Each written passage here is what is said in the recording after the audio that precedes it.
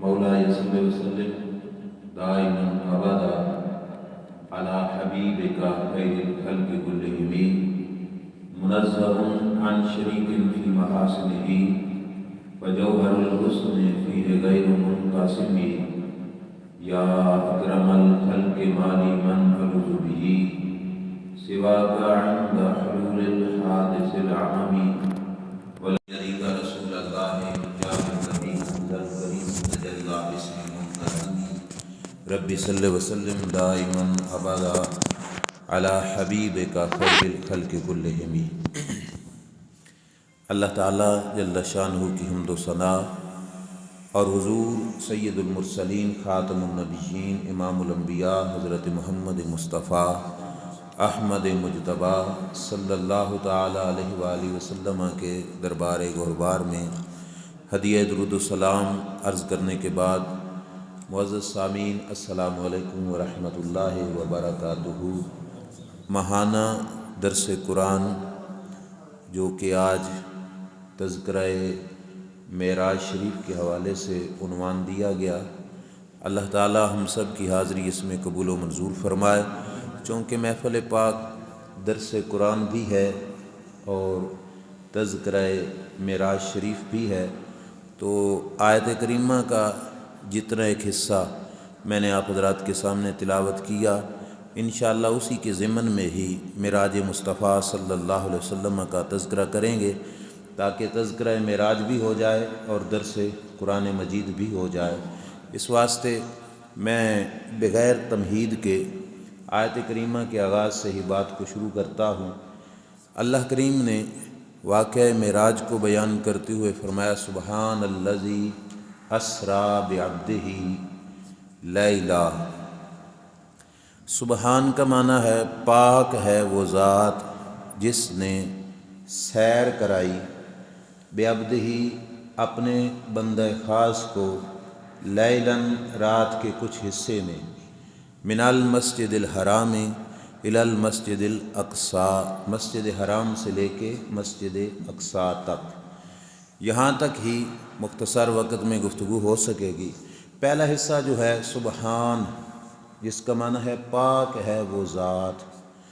اب واقعہ معراج کا تذکرہ ہونا تھا تو اللہ کریم اپنی شان والا لفظ پہلے کیوں ارشاد فرما رہا ہے؟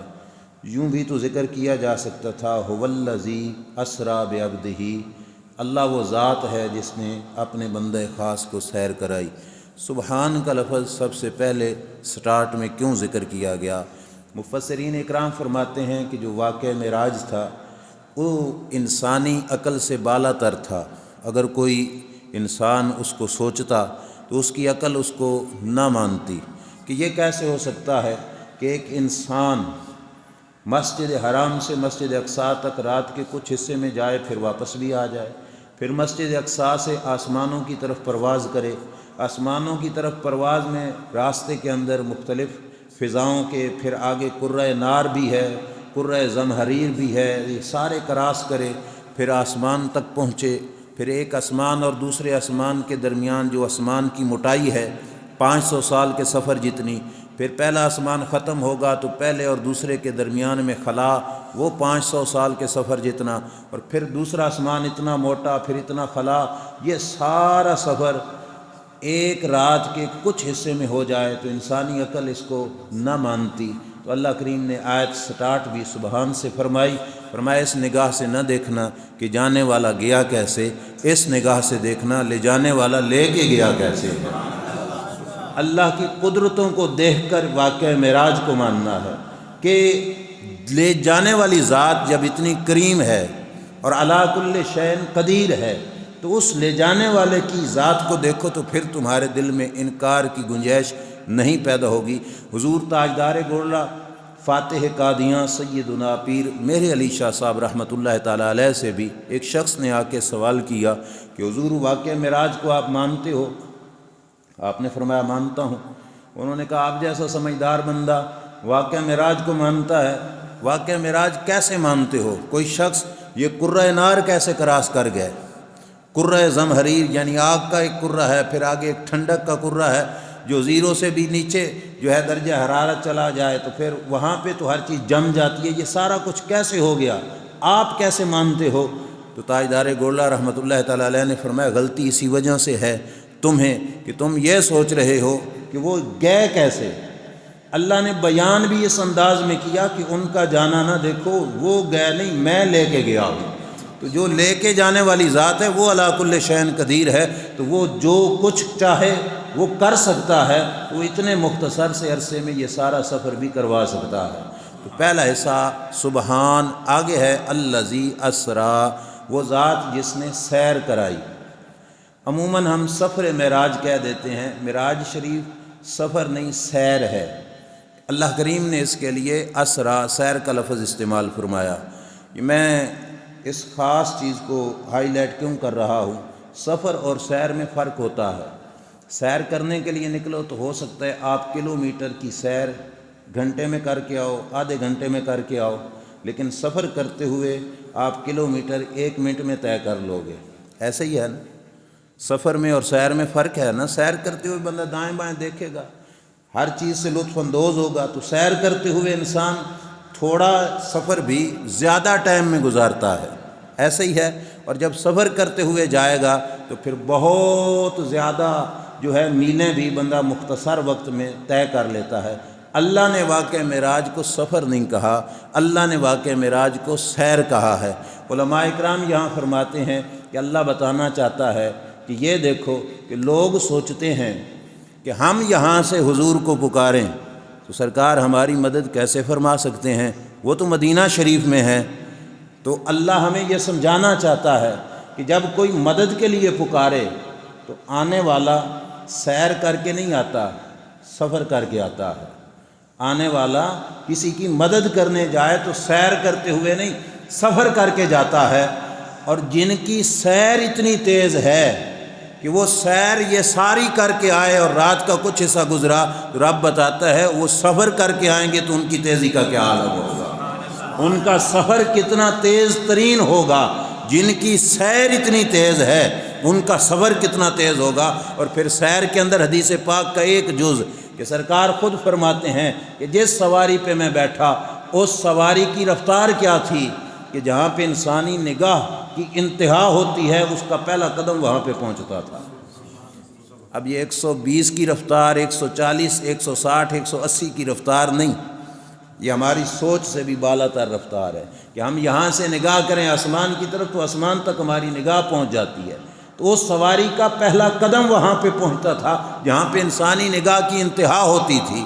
کتنی تیز سپیڈ ہوگی، پھر ذرا یہ بھی تو سوچو، اتنی تیز سپیڈ میں ہم نے بائک بھی تیز چلانی ہو تو سامنے شیشہ ہوتا ہے، ہوا کا دباؤ اتنا ہوتا ہے کہ انسان آنکھیں کھول کے ڈرائیو نہیں کر سکتا، یا پھر اینک یوز کرنی پڑتی ہے کہ ہوا کا دباؤ آنکھوں پہ نہ پڑے۔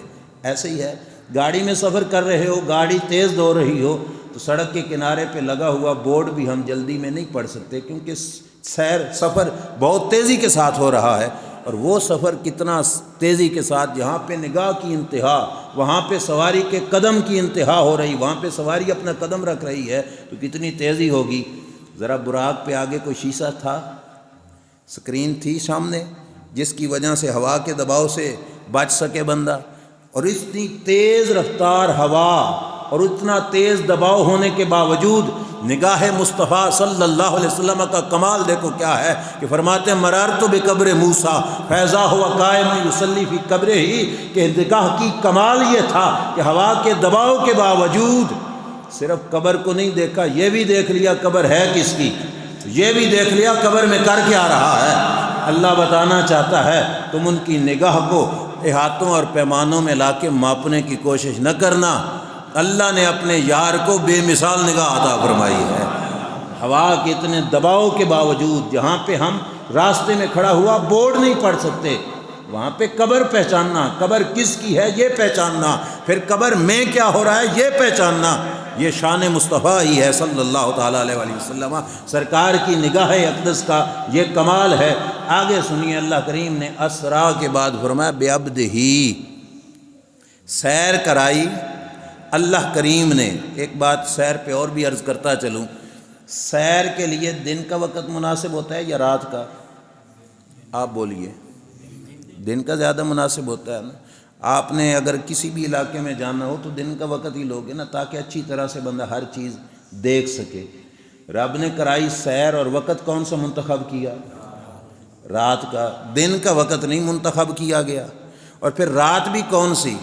27ویں کی، جس وقت سورج تو ویسے رات کو نہیں ہوتا، چاند بھی ڈوب چکا ہوتا ہے 27ویں کی رات، نہ چاند ہے نہ سورج ہے، گھپ اندھیری رات، اور ہو کیا رہی ہے؟ سیر۔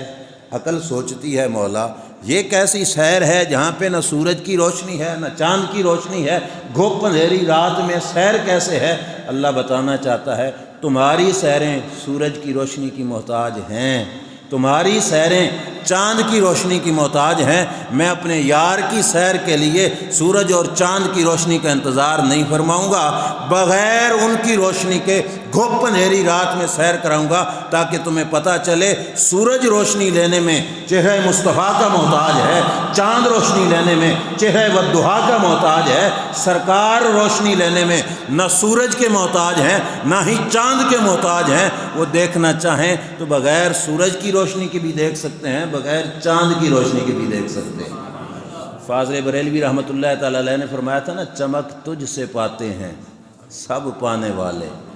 آپ کو کسی کی چمک کی نہیں، ان کی چمک سے جہان چمکتا ہے، ان کی چمک سے سورج بھی چمکتا ہے، ان ہی کی چمک سے جو ہے چاند بھی چمکتا ہے، اور انہی کی چمک سے یہ جہان بھی چمکتا ہے۔ اس واسطے رب ذوالجلال نے گھپ اندھیری رات میں اپنے محبوب صلی اللہ علیہ وسلم کو سیر کرائی۔ بعبد ہی پہ آپ پہلے علامہ صاحب سے سن بھی چکے ہیں، میں ایک ہی بات عرض کروں گا۔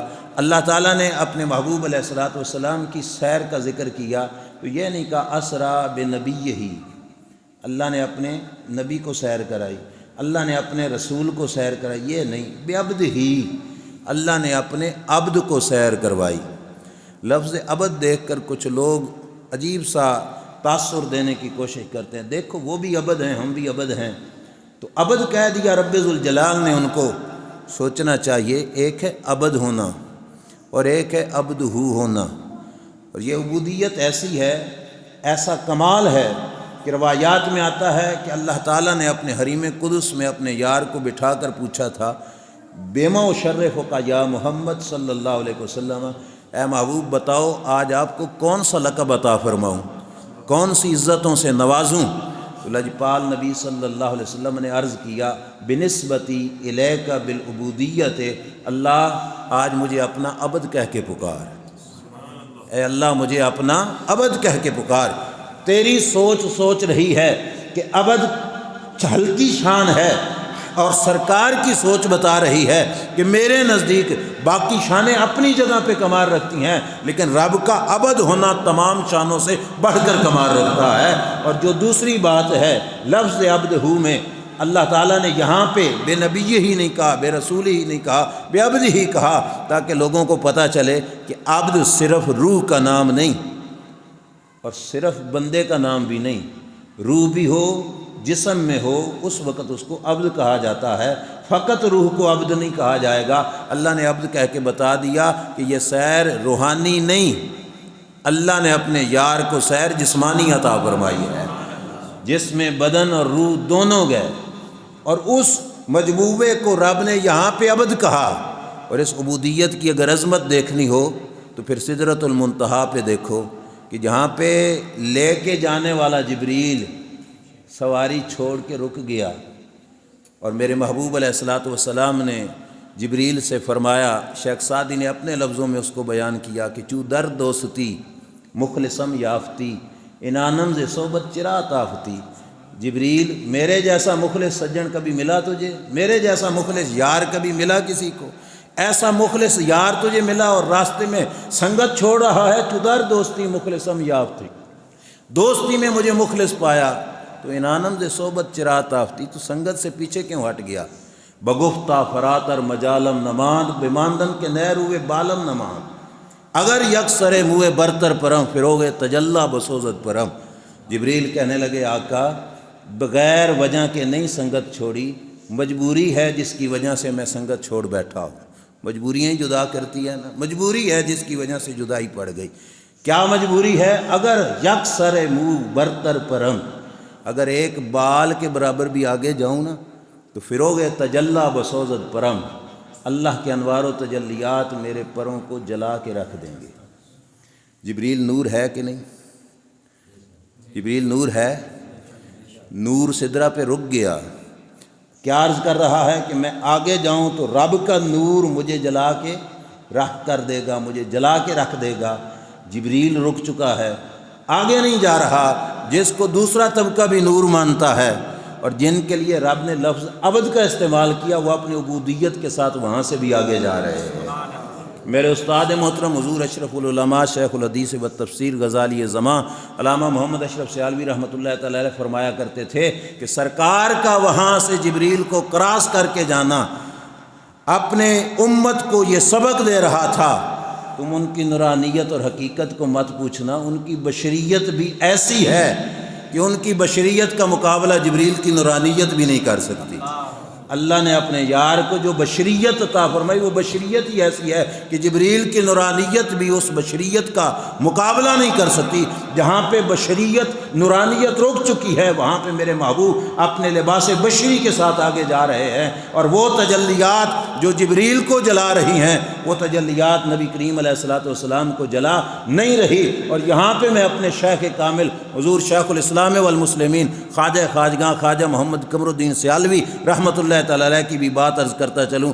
بڑے ادب والے لوگ تھے، لیکن جب واقعہ معراج بیان کرتے ہوئے یہاں پہ پہنچتے نا تو یوں ہاتھ جوڑ کے فرماتے، جبریل بڑا مقام ہے تیرا، میں بہت نیواں ہوں، بہت چھوٹا ہوں، لیکن ہاتھ جوڑ کے کہتے کہ میں جبریل کی بارگاہ میں بصد ادب و نیاز عرض کرتا ہوں، جبریل سنگت کرتے ہوئے تو راستے میں رک گیا تھا اور کہا کہ میں آگے جا نہیں سکتا، وہ اکیلے تو نہیں جا سکتا، اگر آج دامن مصطفیٰ کو پکڑ کے تو چاہتا تو سرکار تجھے کعبہ قوسین تک بھی لے کے جاتے۔ اور یہ ان کی بات ویسے نہیں، دلیل بھی دیتے، کیسے کہ سرکار اوپر گئے تو سر پہ امامہ تھا کہ نہیں، جبریل کو کراس کیا تو سر پہ امامہ تھا کہ نہیں، جسم اقدس پہ جبہ تھا کہ نہیں، یہ سار لباس شریف تھا کہ نہیں، یہ جلا، لباس کا کوئی ایک دھاگا جلا ہو، امامہ شریف کا کوئی ایک دھاگا جل گیا ہو،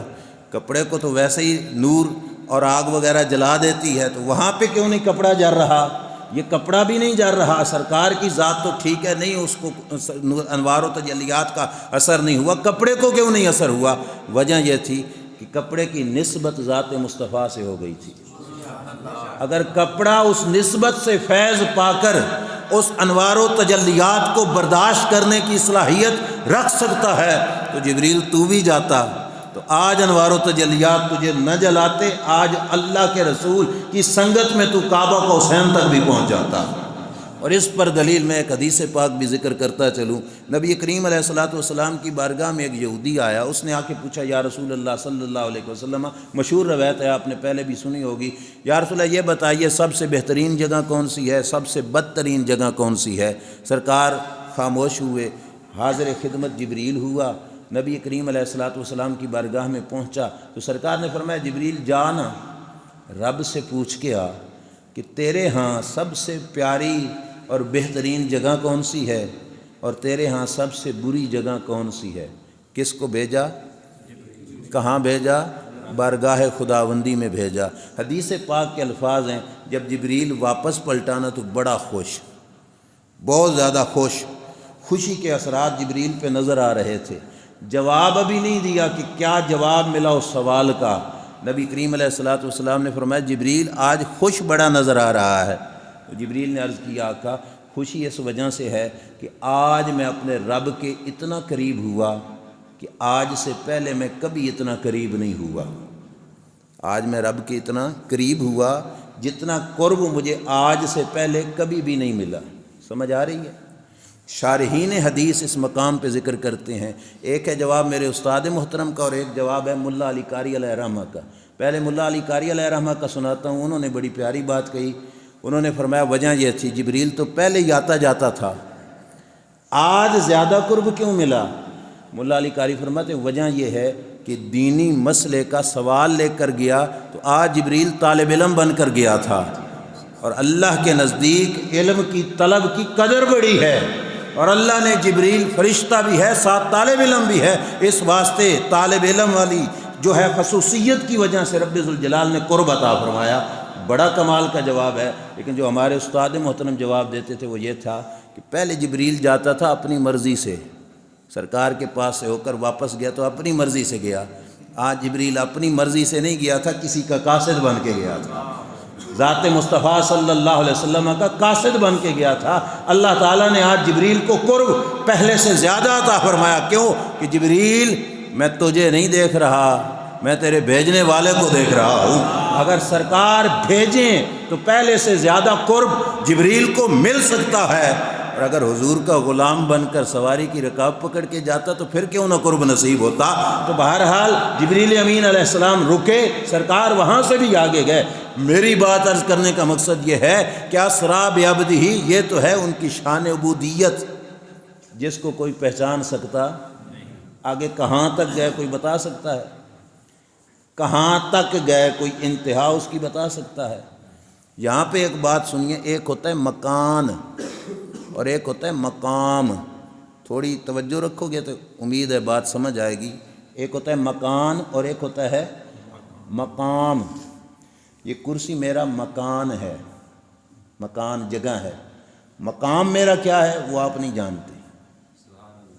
ہو سکتا ہے کوئی یہاں نیچے بیٹھنے والے بندوں میں سے جس کا مکان تو نیچے ہے لیکن مقام اس کا میرے سے بھی زیادہ ہو سکتا ہے ایسا کہ مکان اس کا نیچے ہے، مقام اس کا بلند ہو جائے۔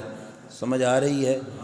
ہم مکان کسی کا جان سکتے ہیں، مقام کسی کا ان آنکھوں سے جان نہیں سکتے۔ شب معراج جب سدرہ کراس ہو گئی نا، اس سے آگے سرکار کہاں تک گئے اس کا مکان بھی کوئی نہیں جانتا۔ اللہ بتانا چاہتا ہے ذات مصطفیٰ صلی اللہ علیہ وسلم کا مکان تم نہیں جانتے، ان کا مقام کیسے جانا؟ وہ نہیں سمجھ آئی آپ کو؟ یہ ہر کسی بیٹھنے والے کا مکان ہم جانتے ہیں، کوئی کہاں پہ بیٹھا ہے، مقام ہم نہیں جانتے۔ سرکار کی شب معراج رب ذوالجلال نے سدرہ کراس کر کے کہاں تک لے گیا ہم اس مقام کو بھی نہیں جانتے۔ اور جن کا مقام تیری میری سوچ سے بھی بالا تر ہے، ان کے مقام کا کیا عالم ہوگا؟ اللہ نے ان کا رتبہ کتنا عطا فرمایا ہوگا، اللہ نے ان کو شانیں کتنی عطا فرمائی ہوں گی۔ مکان ان کا ہم نہیں سمجھ سکتے، ان کا مقام کوئی کیا سمجھے گا۔ بہرحال یہ اللہ تعالیٰ نے شان اور عظمت اپنے محبوب صلی اللہ تعالیٰ علیہ وآلہ وسلم کو عطا فرمائی۔ آگے سنیے، اسریٰ بعبدہ کے بعد ہے لیلا، اللہ نے سیر کرائی رات کو۔ لیلن پہ دو زبر ہیں، تنوین عام طور پہ سے بولتے ہیں۔ تنوین کا بھی ایک معنی ہوتا ہے، عربی زبان کافی فصیح ہے، لفظوں کا بھی معنی، اوپر آنے والی حرکت کا بھی معنی ہوتا ہے۔ یہ جو دو زبریں ہیں نا، اس کے دو معنی کیے ہیں علماء نے۔ ایک تو معنی ہے کہ تنوین معنی دیتی ہے قلت کا، تو پھر ترجمہ کیا بنا؟ اسریٰ بعبدہ لیلاً، سیر کرائی اپنے بندے کو رات کے تھوڑے سے حصے میں، رات کے تھوڑے سے حصے میں۔ یہ تھوڑا سا حصہ قرآن کے لفظ سے ثابت ہو رہا ہے کہ لیلن پہ جو تنوین ہے، دو زبریں ہیں، یہ بتا رہی ہیں کہ سیر کرائی اللہ نے رات کے، پوری رات میں نہیں، رات کے تھوڑے سے حصے میں اللہ کریم نے اپنے پیارے محبوب صلی اللہ علیہ وسلم کو سیر کرائی۔ وہ مشہور بات آپ سنتے ہوں گے، گئے تو پانی چل رہا تھا، آئے تو بھی پانی، بستر گرم تھا، آئے بھی تو بستر، کنڈی ہل رہی تھی، آئے بھی تو کنڈی۔ اتنا سفر ہوا، 1 سال 2 سال کی بات نہیں، 500 سال کی یہاں سے راہ ہے آسمان تک پہنچنے میں، وہ پہلے میں عرض کر چکا ہوں۔ یہ ساری سیر ہو کے آ رہی ہے، جنت دوزخ پھر کے آ رہے ہیں، مسجد اقصیٰ میں نماز پڑھا کے آ رہے ہیں، لیکن ابھی تک کیا ہے؟ پانی، کنڈی ہل رہی ہے۔ رات کا تھوڑا سا عرصہ گزرا، جو رات کو سوئے تھے ابھی سو کر اٹھے ہی نہیں کہ سرکار واپس پلٹ کے آ بھی گئے۔ کبھی سوچا ایسا کیسے ہو سکتا ہے ایسا اسی صورت میں ہو سکتا ہے جو اہل سنت و جماعت کا عقیدہ ہے۔ اگر ایسا حضور کو مانو تو پھر سمجھ آئے گی کہ ایسا ہو سکتا ہے۔ کیوں کہ ہمارا عقیدہ ہے کہ تیری صورت نو میں جان آکھاں کہ جانے جہان آکھاں، سچ آکھاں تے رب دی شان آکھاں کہ سرکار کی ذات اقدس صرف ہماری جان نہیں، سرکار کی ذات اقدس اس کل کائنات کی جس وقت جان یہاں سے ادھر چلی گئی تو یہ سسٹم جہاں پہ تھا وہیں پہ رک گیا۔ سمجھ آئی نا؟ کلاک گھڑی لگی ہوئی ہو، اس میں سیل لگا ہوا ہو، چل رہی ہو، 7:20 ہوئے ہیں تو ابھی اس کا سیل نکال دو، سال کے بعد سیل ڈالو تو 7:20 سے ہی سٹارٹ ہوگی کہ نہیں؟ ایسے ہی ہوگی۔ اب کیا 1 منٹ بھی نہیں گزرا درمیان میں؟ گزر تو پورا سال گیا، لیکن گھڑی کی سوئیاں وہیں کی وہیں رک گئیں۔ جب سیل ڈلا تو دوبارہ 7:20 سے ٹائم شروع ہو گیا، سیل نکل گیا تو وہاں پہ رک گیا، سیل آ گیا تو وہاں پہ جو ہے دوبارہ سسٹم چل پڑا، بلا تشبیہ و بلا مثال۔ مدینے کے تاجدار صلی اللہ علیہ وسلم کی ذات اقدس جان کائنات ہیں، اس کائنات کی اصل اور جان ہے مدینے کے آقا صلی اللہ علیہ وسلم۔ اب اگر سمجھ میں نہ آئے تو پھر اپنی سمجھ کا قصور ہے کہ اللہ نے اپنے محبوب کو اس کائنات کی جان بنایا تھا، جب جان چلی گئی وہاں تو یہ سسٹم اس کائنات کا جہاں تھا وہیں پہ رک گیا۔ صدیاں گزار کے حضور واپس آئے تو جہاں پہ رکا تھا وہیں سے اللہ نے دوبارہ سسٹم چلا دیا، اسی مقام سے دوبارہ سسٹم چلنا شروع ہو گیا۔ سوچنے والے سوچنے پڑ گئے، ابو جہل اور اس کا طبقہ اس سوچ میں پڑا کہ ایسا کیسے ہو سکتا ہے۔ صدیق اکبر نے کہا ایسا کیسے نہ سوچو، ہم تو اس سے بڑھ کر بھی اپنے یار کی باتوں کی تصدیق کرنے والے ہیں۔ اور سرکار نے، امام سیوطی نے لکھا، واپسی پہ جبریل سے پوچھا تھا، جبریل اتنا بڑا کارنامہ کر کے جا رہے ہیں، ذرا کوئی مانے گا بھی صحیح کہ نہیں؟ تو حضرت جبریل امین علیہ السلام نے عرض کیا تھا، آقا آپ کا جو صدیق ہے نا وہ اس بات کی سب سے پہلے تصدیق فرمائے گا۔ تو سیدنا صدیق اکبر رضی اللہ تعالیٰ عنہ نے سب سے پہلے تصدیق کی۔ ہمارے ہاں لوگوں کی سوچ میں مولانا فلاں دین کی بات ہماری عقل میں نہیں آ رہی، ہماری سمجھ میں نہیں آ رہی، بگاڑ ساڑے کا سارا پیدا یہاں سے ہوا کہ ہم نے شریعت کو اپنی عقل کے سانچے میں ڈال کر پرکھنے کی کوشش کی۔ شریعت کو عقل کے سانچے میں پرکھ کر سمجھا نہیں جاتا، عقل کو شریعت کے سانچے میں ڈالا جاتا ہے۔ عقل قربان کن بپیش مصطفیٰ صلی اللہ تعالیٰ علیہ وسلم۔ میری ایک سوچ ہے، مجھے جو سمجھ آئے وہ یہ ہے کہ دین نام ہی اس بات کا ہے کہ جہاں عقل نہ مانے اس کو بھی مانے، جس کو عقل مانے وہ تو سائنسدان بھی مان رہے ہیں، وہ تو انگریز بھی مان رہے ہیں، وہ تو غیر مسلم بھی مان رہے ہیں۔ مومن جہاں پہ عقل نہیں بھی مانتی نا وہاں پہ مانتا ہے، اور مومن کو کمال ہی تبھی ملتا ہے کہ مومن نے اللہ تعالیٰ نے جو سمجھ ایمان والی عطا فرمائی ہے وہ وہاں پہ جا کے روک نہیں جاتی کہ میری عقل نہیں مانتی۔ صدیق اکبر اول کیوں آ گئے؟ وجہ یہ تھی کہ جہاں پہ عقل روک گئی تھی صدیق کا ایمان وہاں پہ بھی گواہیاں دے رہا تھا کہ عقل مانے نہ مانے میں پھر بھی مانتا ہوں کہ اللہ نے اپنے یار کو یہ مقام عطا فرمایا۔ آگے سنیے، یہ تو تھا لیلن کا معنی کہ رات کے تھوڑے سے حصے میں۔ توجہ فرمائیں، اس تنوین کا معنی ایک اور بھی کیا علماء نے، کیا؟ لیلن، عظیم رات میں۔ تنوین کا یہ بھی معنی ہے۔ اب کیا معنی بنا کہ اللہ نے سیر کرائی اپنے بندہ خاص کو عظیم ترین رات میں۔ اب سمجھ آیا کہ ہم 27 رجب کیوں مناتے ہیں؟ اللہ کا قرآن بتا رہا ہے کہ ساری راتیں عظمتوں والی، لیکن 27ویں کی رات کو اللہ نے عظیم ترین رات فرمایا ہے۔ لیلن، یہ عظیم ترین رات ہے۔ اب دلیل میں ایک حدیث عرض کرتا ہوں، علماء کرام تو جانتے ہیں، مشکوٰۃ شریف میں ہے، نبی کریم علیہ السلام نے فرمایا گدھا بولے تو لا حول ولا قوت پڑھو، کیونکہ وہ کس کو دیکھتا ہے؟ شیطان کو۔ اسی حدیث کا دوسرا جز ہے کہ جب مرغا بولے فاسألوا اللہ من فضلہ، اللہ سے اس کے فضل کا سوال کرو، دعا کیا کرو جب مرغا بول رہا ہو تو۔ کیوں؟ فرمایا مرغا اللہ کے فرشتے کو دیکھتا، مرغا اللہ کے، یہ روایت اپنے ذہن میں رکھو، روایت صحیح ہے۔ مرغے نے دیکھا کس کو؟ اور وہ گھڑی دعاؤں کی قبولیت کی گھڑی بن گئی۔ اس گھڑی میں رب کے محبوب ہمیں فرماتے ہیں رب سے فضل مانگو، اللہ تمہیں فضل عطا فرمائے گا، قبولیت کی گھڑی ہے۔ ذرا عقل کو یہیں پہ روک کے ذرا یہ دیکھو، مرغا انسان تو نہیں، حیوانوں میں شمار ہوتا ہے، پرندہ ہے، مرغا دیکھ رہا ہے کس کو؟ فرشتے کو۔ اور یہاں حیوان کی بھی بات نہیں، انسان کی بھی بات نہیں، انسانوں میں کئی درجے ہیں، خلق سے اولیاء، اولیاء سے رسول، اور سب رسولوں سے اعلیٰ عام انسان بھی مرغے سے افضل ہے۔ مرغے نے دیکھا فرشتے کو تو گھڑی قبولیت کی بن گئی، وہاں مرغے میں انسان افضل، انسان سے ولی افضل، ولیوں سے نبی افضل، نبیوں سے رسول افضل، اور سارے رسولوں سے مدینے کے تاجدار افضل۔ جس گھڑی میں مدینے کا تاجدار فرشتے کو نہیں رب کی ذات کو دیکھ رہا ہوگا، وہ گھڑی رب کے ہاں کتنی قبولیت کی گھڑی ہوگی۔ اس واسطے رب نے فرمایا اسرا بعبدہ لیلاً، رب نے عظیم ترین رات میں اپنے یار کو سیر کرائی۔ اگر مرغا فرشتے کو دیکھے وہ گھڑی قبولیت کی بن سکتی ہے، جہاں نبیوں کا امام ذات خدا کو دیکھ کے آ رہا ہو وہ گھڑی کیوں نہیں قبولیت کی گھڑی بن سکتی؟ اگر سرکار اس گھڑی میں دعا کا ارشاد فرما رہے ہیں تو ہمیں گویا بتا رہے ہیں کہ جو اس سے افضل گھڑی ہوگی ان گھڑیوں میں بھی رب سے فضل کا سوال کرو، اللہ تمہاری دعاؤں کو قبول فرمائے گا۔ اس واسطے لیلن، عظیم ترین رات میں۔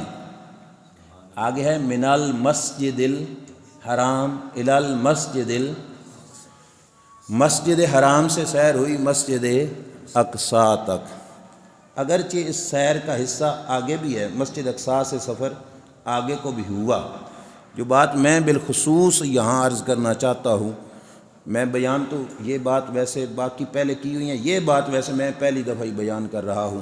سیر کے اگلے سٹیپ بھی تھے، اللہ نے اگلی بات قرآن میں نہیں بیان کی۔ اللہ نے کتنی بیان کی کہ مسجد حرام سے مسجد اقصیٰ تک اللہ نے لوگوں کی زبان پہ چلنے والے ایک جملے کا توڑ دیا۔ عموماً لوگ کہتے ہیں ملا کی دوڑ مسجد تک، اور ملا کی دوڑ مسجد تک نہیں، اللہ نے اپنے یار کی دوڑ بھی مسجد سے مسجد تک ہی بنائی ہے۔ مسجد سے مسجد تک یہ ایمان کا سرمایہ ہے کہ مسجد سے چلے تو مسجد تک جائے، جو مسجد سے مندر کو جائے، جو مسجد سے سنمے کو جائے، اس کے ایمان کا کیا اہمیت۔ ہمارے لیے، مسلمان کے لیے، ملا کے لیے یہ تو باعث سعادت بات ہے کہ لوگوں کی زبان پہ بھی یہ بات آ گئی کہ ملا کی دوڑ مسجد تک۔ رب نے بھی بتایا من المسجد الی المسجد، مسجد سے مسجد تک دوڑ شروع بھی ہوئی تو مسجد سے، رکی بھی تو مسجد تک جا کے رکی۔ اللہ کے محبوب صلی اللہ علیہ وسلم، اگرچہ کچھ روایات میں یہ بھی آتا ہے سرکار سیدہ ام ہانی کے گھر میں بھی تشریف فرما تھے اور ان روایتوں میں تطبیق دی جاتی ہے بعد میں، لیکن رب نے اس گھر کا نہیں ذکر کیا کہ ام ہانی کے گھر سے اٹھے۔ رب نے بات سٹارٹ کی تو مسجد سے کی اور ختم کی تو بھی مسجد تک کی، اگرچہ مسجد سے آگے کا معاملہ بھی ہوا۔ رب بتانا چاہتا ہے مسجد سے مسجد تک جانے والے ہلکے نہیں ہوتے، حضور کے غلام ہوا کرتے ہیں۔ یہ سرکار کے نوکروں کی شان ہے، سرکار کے نوکروں کی پہچان ہے کہ جن کی دوڑ مسجد سے مسجد تک ہی ہوتی ہے۔ ہم مسجد چھوڑ کر کہیں جائیں ہی کیوں؟ یہ گھر ہے رب کا، غیروں کو غیروں کے در مبارک، ہمیں اپنے رب کا در مبارک۔ مسجد سے مسجد تک کائنات کی سب سے عظیم ترین جگہ اس اعتبار سے کہ جہاں پہ اللہ تبارک و تعالیٰ کی ایک نسبت حاصل ہے، جس مقام پر بھی کوئی چار دیواری کھڑی کر دے اور یہ کہہ دے کہ یہ میں نے مسجد کے لیے وقف کی، کسی کو کسی کا گھر کہو گے، کسی کو کسی کا گھر، اس چار دیواری کو اللہ کا گھر کہا جائے گا۔ اس نسبت کے لحاظ سے کتنی عظیم ترین جگہ ہے مسجد، اور پھر مسجد سے کوئی مسجد کو جائے تو اس بندے کو بھی ہلکا نہ سمجھنا، وہ بھی بڑے کمال والا ہے کہ جو مسجد سے نکلا مسجد کو ہی گیا، پاک جگہ سے نکلا پاک جگہ کو ہی گیا، وہاں سے پھر پاک جگہ کو آیا۔ تو اللہ کریم نے اپنے حبیب کی سیر مسجد سے مسجد تک ہی کرائی۔ اور ایک اور اہم بات، مسجد اقصیٰ میں نبی کریم علیہ الصلوۃ والسلام گئے، دیگر انبیاء بھی تھے وہاں پہ کہ نہیں؟ سارے انبیاء اکرام علیہ السلام تھے۔ میں مسجد کی بات کی طرف آتا ہوں، پہلے ایک اور بات عرض کر لوں، سارے انبیاء تھے مسجد میں کہ نہیں؟ پھر سرکار جب مسجد اقصیٰ سے نکل کر آسمانوں کی طرف پرواز کرنے لگے تو پہلے آسمان پہ حضور کو کون ملے؟ حضرت آدم علیہ السلام۔ کون ملے؟ حضرت اسی طرح دیگر انبیاء دیگر آسمانوں پر حضور سے ملاقات کی۔ میں جو بات عرض کرنا چاہتا ہوں، یہاں پہ کچھ سوال لوگ کرتے ہیں کہ سرکار پہلے آسمان پہ پہنچے بعد میں، آدم علیہ السلام پہنچ گئے پہلے، مسجد اقصیٰ میں حضور بھی تھے، مسجد اقصیٰ میں آدم علیہ السلام بھی تھے، لیکن جب وہاں سے پرواز آسمانوں کی طرف ہوئی تو پہلے آسمان پہ آدم علیہ السلام پہلے پہنچ گئے، حضور بعد میں پہنچے۔ ثابت ہوا آدم علیہ السلام کی پرواز تیز۔ میرے استاد محترم یہاں پہ فرمایا کرتے تھے، آدم علیہ السلام گئے اپنی پرواز سے، سرکار اپنی پرواز سے نہیں، سرکار پرواز کر رہے تھے براق کی رفتار سے۔ آدم علیہ السلام حضور سے نہیں بڑھے، آدم علیہ السلام بڑھے ہیں تو حضور کی سواری سے آگے بڑھے ہیں کہ ان کی رفتار براق سے تیز ہے۔ سرکار کی رفتار دیکھنی ہو تو وہاں پہ دیکھو جہاں پہ آگے کوئی بھی نہیں ساتھ گیا، جبریل رکے، براق تھکے، رف رف بھی آگے جا نہ سکے، اور ادنو منی حبیبی خدا بھی کہے، تیرے قرب خدا کا کیا کہنا۔ وہاں سے دیکھو کہ وہاں پہ کوئی بھی نہیں جا سکا، وہاں سے بھی آگے اللہ کے رسول صلی اللہ تعالیٰ علیہ وآلہ وسلم جا رہے تھے۔ اب آئیے مسجد میں کہ مسجد اقصیٰ میں سارے انبیاء کرام علیہ السلام تشریف فرما تھے۔ مصلی امامت کس کو سونپا گیا؟ آقا دو عالم صلی اللہ علیہ وسلم کے سپرد کیا گیا۔ یہ بات آپ سنتے رہتے ہیں، میں جو عرض کرنا چاہتا ہوں وہ یہ ہے، شرعی مسئلہ ہے، سرکار کا حکم بھی ہے کہ مصلی امامت پہ وہ کھڑا ہو جو قرآن سب سے زیادہ بہتر جانتا ہو، قاری ہو، اچھا قاری ہو، اقرأکم کے الفاظ ہیں، جو بڑا قاری ہو وہ مصلی امامت پہ کھڑے ہو۔ اور آگے کیا ہے کہ اگر قرآن کے پڑھنے کے اعتبار سے سارے برابر ہوں تو پھر کون مصلی امامت پہ کھڑا ہو؟ عالمکم، جو تم میں سے عالم بڑا ہو وہ مصلی امامت پہ کھڑا ہو۔ یہ شرعی مسئلہ ہے، کون کھڑا ہو پھر؟ جو سب سے بڑا عالم ہے۔ مسجد اقصیٰ میں کوئی للو پنجو معاذ اللہ بندے تو نہیں کھڑے تھے نا، وہ سارے رب کے انبیاء کھڑے تھے، اور انبیاء کوئی ایک دو بھی نہیں، 1.25 لاکھ کم و بیش انبیاء کرام علیہ السلام وہاں پہ تشریف فرما تھے۔ مصلی امامت زبردستی حضور نے لیا یا اللہ کے حکم سے دیا گیا؟ تو کیا پتہ چلا کہ سب کا علم بہت زیادہ، لیکن سب سے زیادہ علم رب نے اپنے یار کو عطا فرمایا۔ بات سمجھ آئی؟ کیونکہ علم میں جو سب سے آگے ہو مصلی اس کے حوالے کیا جاتا ہے۔ وہاں پہ وہ آدم علیہ السلام بھی کھڑے تھے، وَعَلَّمَ آدَمَ الْأَسْمَاءَ كُلَّهَا، جن کو رب ذوالجلال نے سب کچھ سکھا دیا تھا، لیکن وہ پیچھے کھڑے ہیں، سرکار آگے کھڑے ہیں۔ تو پتہ چلا کہ سرکار کا علم آدم علیہ السلام سے بھی، بولی آدم علیہ السلام سے بھی، عیسیٰ علیہ السلام سے بھی، ابراہیم علیہ السلام سے بھی، وہاں وہ نبی بھی کھڑے تھے جن کو رب نے پرندوں کی بولیوں کا علم بھی عطا فرمایا تھا۔ جو پرندوں کی بولیاں سمجھ لیتے تھے وہ پیغمبر بھی وہاں پہ موجود تھے، لیکن تھے پیچھے۔ اللہ کریم نے اپنے یار کو مصلی امامت پہ جگہ عطا فرمائی تاکہ کوئی یہ نہ سمجھے کہ یہاں پہ علمہ آدم الاسماء کلہا کے لفظ آئے، حضور کے لیے تو ایسا لفظ نہیں آیا۔ وہاں پہ منطق الطیر کے لفظ آئے سلیمان علیہ السلام کے لیے، حضور کے لیے نہیں آئے۔ تو کوئی یہ سوام میں نہ پڑے کہ ان کو یہ معاذ اللہ نہیں ملی شان۔ اللہ نے وہاں پہ مصلی امامت سرکار کے سپرد کر کے یہ بتا دیا کہ نماز اقصیٰ میں تھا یہی سر، یا ہو معنی اول آخر، کہ دست بستہ ہیں پیچھے حاضر، جو سلطنت پہلے کر گئے تھے، جو پہلے آئے وہ بھی پیچھے کھڑے ہیں۔ اللہ نے مصلی امامت حضور کو دیا کہ سب کا علم بہت زیادہ، لیکن سب سے زیادہ علم اللہ نے اپنے یار کو عطا فرمایا۔ اچھا، علم میں سارے برابر ہوں تو پھر مسئلہ یہ ہے کہ جو سب سے بڑا متقی ہو مصلی امامت اس کے سپرد کیا جائے گا، جس کا تقوی سب سے زیادہ ہو۔ تقوی رب کو جاننا، معرفت خداوندی جس کی زیادہ ہو، جس کو قرب خداوندی سب سے زیادہ نصیب ہو، مصلی اس کو دیا جاتا ہے۔ سارے نبیوں کے تقوی کی تے کے نقطے کو بھی ہم نہیں سمجھ سکتے، بڑا کمال تقوی ہے ان سب کا، لیکن ان سب سے اعلیٰ تقوی رب نے اپنے محبوب علیہ السلام کو عطا فرمایا تھا۔ کیوں؟ کیونکہ مصلی امامت اللہ نے اپنے محبوب صلی اللہ علیہ وسلم کو عطا فرمایا۔ پھر اگلا سٹیپ کیا ہے؟ اگر تقوی میں بھی سارے برابر ہوں تو پھر مصلی پہ وہ کھڑا ہو جو سب سے سونا ہو، جو سب سے حسین ہو، جو سب سے خوبصورت ہو مصلی امامت اس کو دیا جائے گا۔ وہاں مسجد اقصیٰ میں وہ نبی بھی کھڑے تھے جن کو دیکھ کے مصر کی بیویوں نے اپنے ہاتھ کاٹے تھے، لیکن وہ مقتدی بن کے کھڑے تھے۔ آقا وہاں پہ بھی مصلی امامت پہ کھڑے ہوئے۔ اللہ نے بتایا کہ کوئی یہ نہ سوچے کہ انگلیاں کاٹنے کا ذکر قرآن میں ان کے حسن کے حوالے سے تو آیا، ان کے حسن کے حوالے سے نہیں آیا، لہٰذا ان کا حسن اتنا نہیں جتنا ان کا ہے۔ رب نے بتایا کہ انگلیاں کاٹنے کا ذکر بے شک نہ آیا، لیکن جن کے لیے انگلیاں کٹیں وہ مقتدی بنائے گئے ہیں، اور جو امامت کے مصلی پہ کھڑا ہوگا ماننا پڑے گا کہ حسن یوسف پہ کٹیں۔ مصر میں انگشت زنا سر کٹاتے ہیں تیرے نام پہ، مردان عرب حسن یوسف ایک طرف، اللہ نے اس سے بھی کئی گنا بڑھا کے حسن اپنے محبوب کو عطا فرمایا۔ یہاں پہ ایک بات ذہن نشین کرنا، یہ لفظ نہ بولنا کہ دوسروں کا تقوی گھٹ تھا، علم گھٹ تھا، یہ حسن گھٹ تھا، نہ، کمی والے لفظ نبیوں کے لیے نہیں استعمال ہونے۔ علماء نے یہی فرمایا، یہ کہو کہ ان کا علم بہت زیادہ، مگر ہمارے رسول کا علم ان سے بھی زیادہ۔ لفظ زیادہ بولو ان کے لیے، اور پھر سرکار کے بارے میں یہ کہہ دو کہ سب سے زیادہ۔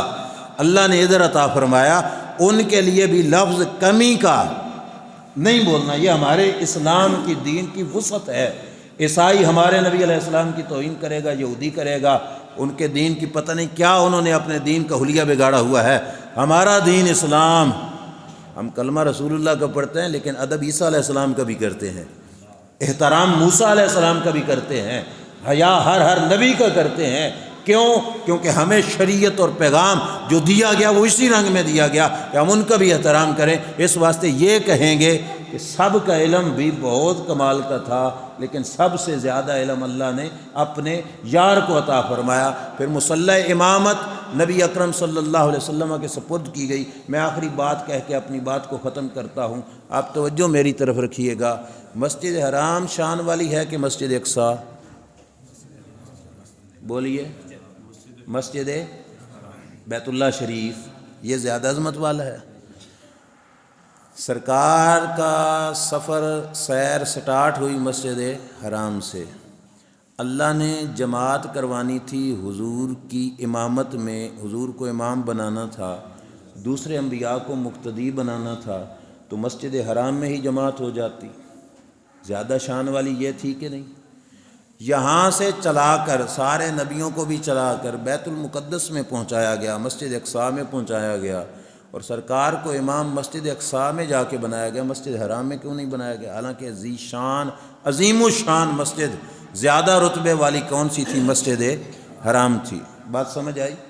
جواب عرض کرنے سے پہلے ایک مسئلہ سنیے پھر جواب سننا۔ مسئلہ پہلے سنیے، یہ ہے کہ جو بندہ کسی محلے کا امام ہو، شرعی مسئلہ ہے کہ مصلی امامت کا حقدار وہی زیادہ ہوتا ہے۔ جو کسی محلے کا امام ہے مصلی امامت کا حقدار وہی زیادہ، چاہے کوئی بہت بڑا شیخ القرآن ہی نہ آ جائے پیچھے، کوئی بڑا پیر طریقت ہی آ جائے، پہلا حق کس کا ہے؟ جو محلے کا مقرر کردہ محلے کا امام ہے، اس کا حق مصلی پر پہلے ہے۔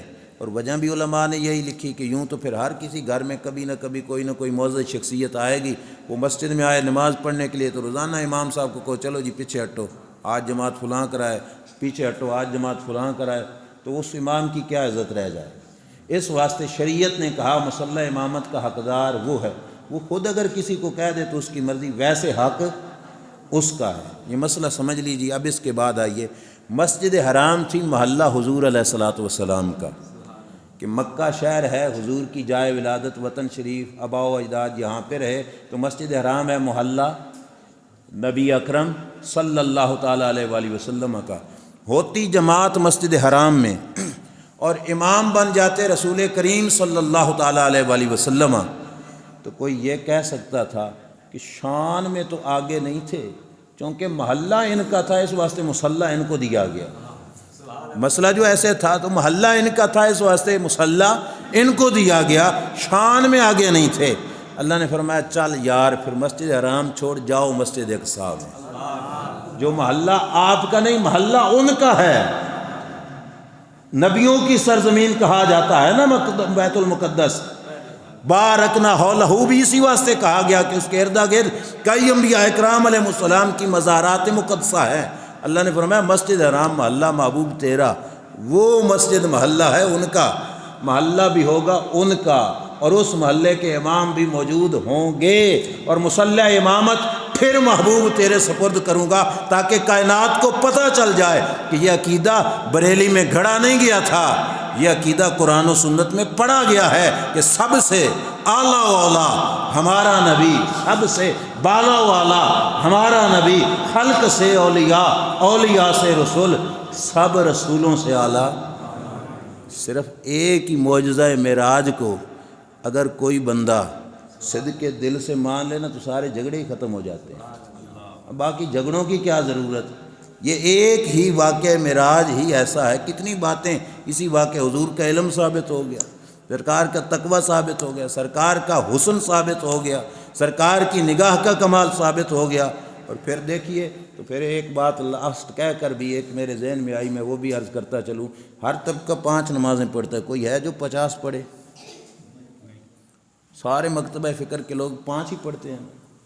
وہ طبقہ جو کہتا ہے کہ فوت شدہ مدد نہیں کر سکتے، وہ بھی 5 ہی پڑھتے ہیں، یہ 50 پڑھتے ہیں، وہ بھی 5 ہی پڑھتے ہیں۔ ان سے دست بستہ کہہ دینا کہ 50 سے 5 کروانے والا نبی فوت شدہ ہی تھا۔